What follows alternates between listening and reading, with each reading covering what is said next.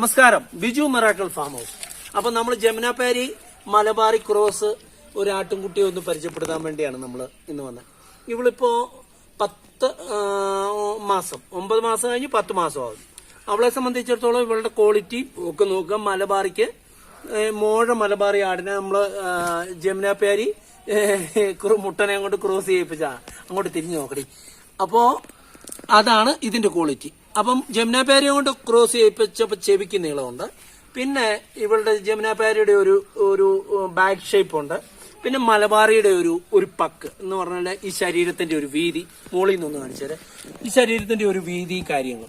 പിന്നെ ഇതിന്റെ ഒരു പ്രത്യേകത എന്നാന്ന് വെച്ചാൽ മലബാറി ആവുമ്പോൾ നമ്മൾ ഇതിന്റെ പ്രത്യേകത കൂടുതൽ കുട്ടികൾ കിട്ടും. മാത്രമല്ല ഇപ്പൊ ഇവളെ ഞാൻ ബ്രീഡ് ചെയ്യിപ്പിച്ചു. കാരണം ഇവൾ ഏകദേശം 40 കിലോയ്ക്ക് മേളിൽ വെയിറ്റ് ആയി. അത് കാരണം നമ്മളിപ്പം ക്രോസ് ചെയ്യിപ്പിച്ചു. 2 പ്രാവശ്യം മധുലക്ഷ്യം കാണിച്ചപ്പോൾ ക്രോസ് ചെയ്യിപ്പിച്ചു. അങ്ങനെ ചെയ്യിപ്പിക്കുമ്പോൾ ഉണ്ടാകുന്ന പ്രത്യേകത എന്താന്ന് ചോദിച്ചു കഴിഞ്ഞാല് നമ്മൾ നല്ല കുട്ടികൾ കിട്ടും. നമുക്ക് നല്ല കുട്ടികൾ കിട്ടും. അത് ചിലപ്പോൾ 2, 3 ഇതിന്റെ തള്ളയ്ക്ക് ഒരു 3 കുട്ടിയൊക്കെ പ്രസവിക്കുന്ന ആടാണ്. അപ്പോൾ ഇതിന് 3 കുട്ടി കിട്ടുന്നതുകൊണ്ട് ആ കുട്ടികൾക്ക് കൂടുതൽ എണ്ണം കൂടും. പിന്നെ പാലുൽപാദനം കൂടുതലുള്ള ഒരു രീതിയാണ്. അപ്പൊ അതാണ് ഇതിന്റെ ഒരു പ്രത്യേകത. ഇത് നിങ്ങൾ ഒരു മലബാറി ജമുനാപാരി ക്രോസ് എന്ന് പറയുമ്പോൾ ഇതിന് നിങ്ങൾ ഈ ആടിന്റെ ഒരു രീതി ശ്രദ്ധിക്കുക. ഇത് മോഴയാടിന്റെ കുട്ടിയായിരുന്നു. അപ്പൊ അവളെ തള്ളയുടെ മോഴ ഷേപ്പ്, ചെവിക്ക് ആ മുട്ടന്റെ ഷേപ്പ്, അതുപോലെ പുറകെ ജമുനാപാരിയുടെ ചെറുതായിട്ട് വന്നിട്ടുണ്ട്. പക്ഷെ നല്ല വളർച്ചാ രീതി വന്നു.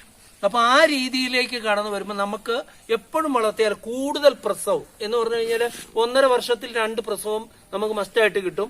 ആ ഒരു രീതിയിൽ ബ്രീഡ് ചെയ്യിപ്പിച്ച് വരുമ്പോൾ ഈ ക്വാളിറ്റിയിൽ അപ്പൊ നിങ്ങൾ ഒരു ക്രോസ് ബ്രീഡ് ജമുനാപാരി മലബാറി ക്രോസ് എന്ന് പറയുന്ന ഒരു ക്വാളിറ്റി ഇതാണ്.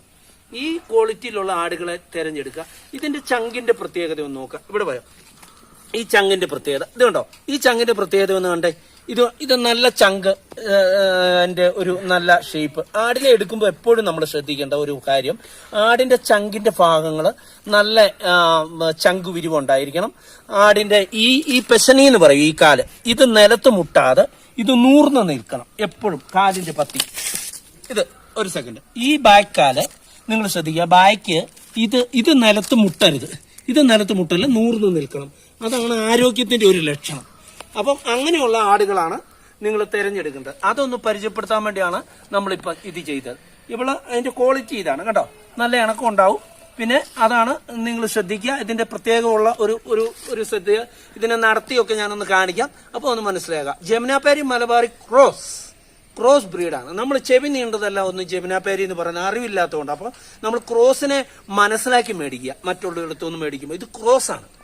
ഒരു ചെവി നീളം ഉണ്ടെന്നും കണ്ട് പ്യൂർ ബ്രീഡ് ഒന്നുമല്ല. പ്യൂർ ബ്രീഡിനെ അടുത്ത ജമുനാപാരിയും ബീറ്റിലും നമ്മൾ പരിചയപ്പെടുത്തുന്ന മുട്ടന്മാരെ. ഓക്കെ, പുതിയ വീഡിയോ കൊണ്ടും വീണ്ടും വരാം. സമയക്കുറവുണ്ട് എങ്കിലും ഈ ഫാമിലെ എല്ലാ കാര്യങ്ങളും നമ്മുടെ ഫാമിലെ ആടുകളെ മാത്രമാണ്.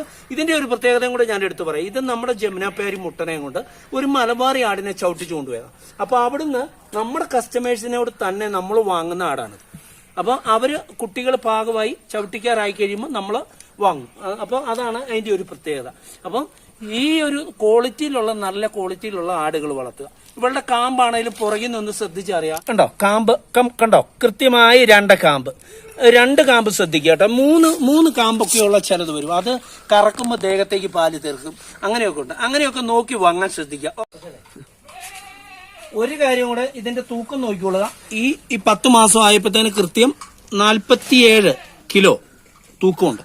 അപ്പോൾ ന്യായമായ നല്ല വളർച്ചയുള്ള ആടുകൾ. Okay, thank you.